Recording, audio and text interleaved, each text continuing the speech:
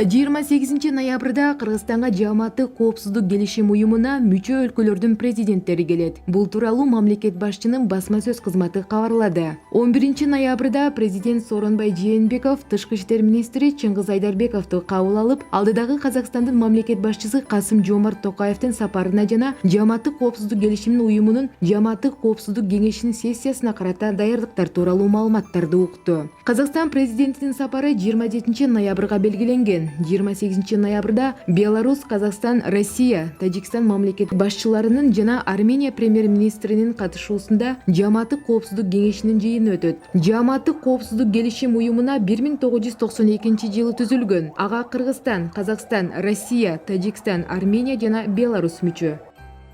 Өзбекстандын президенти Шавкат Мирзиевдин кичүү күйөө баласы Отабек Умаров өлкөнүн жаңы түзүлгөн ММА федерациясынын президенти болуп дайындалды. Жергиликтүү маалымат каражаттарынын кабарлашынча, Умаров мушкерлер менен жолугуп бирге машыгуу өткөрдү. Быйыл октябрдын башында UFC уюмунун жеңил салмактагы чемпиону Хабиб Нурмагомедов Өзбекстанда мушташ өнөрлөрүнө үйрөткөн академия ачууга ниеттенип жатканын билдирген. Шавкат Мирзиевдин кичүү күйөө баласы быйыл мартта өлкөнүн триатлон федерациясынын төрага орун басары болуп шайланган. Мындан тышкары ал президенттин коопсуздук кызматынын башчысынын орун басары.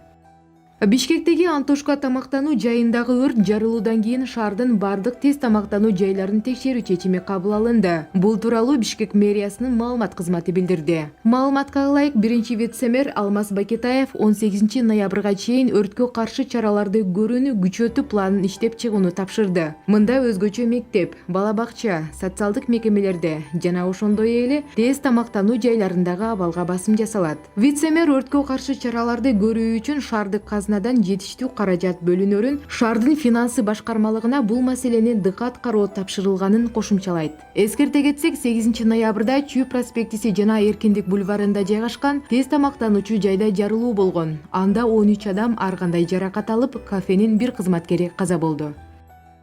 Ташкент облусунун Күйчирчик районундагы жеке турак үйдө газдын сызылып чыгуусунан улам жарылуу болуп, 2 киши каза болду. Дагы 4 адам түртүү жаракаттары менен ооруканага жеткирилди. Өлкөнүн ички иштер министрлигинин алдындагы тергөө департаменти кабарлагандай, кырсык 11-ноябрда болгон. Учурда ал жерде ыкчам тергөө тобу иш алып барууда. Баштапкы маалыматтарга караганда 4 адам түрдүү деңгээлдеги күйүктөр менен ооруканага жеткирилген. Россиянын Москва шаарындагы оорукананын жанынан кыргызстандык жарандын жансыз денеси табылды. Ал бычактан алган жаракатынан каза болгонун Москва маалымат агенттиги укук коргоо органдарындагы булактарга шилтеме берүү менен билдирди. Жалпыга маалымдоо каражаттарынын маалыматына караганда, 11-ноябрга караган түнү Шелепихин көчөсүндөгү оорукананын жанынан бычактан жаракат алган адам табылганы тууралуу маалымат түшкөн. Айтылган дарекке барган ыкчам топ 24 жаштагы кыргызстандык жарандын денесин табышты. Анын оң буту жана денеси бычак жаракат алган деп айтылат маалыматта. Алдын ала маалыматтарга караганда, кыргызстандык жаранды кара куртка жана кара баш кийим кийген азиат түспөлүндөгү 2 адам бычактап кеткен.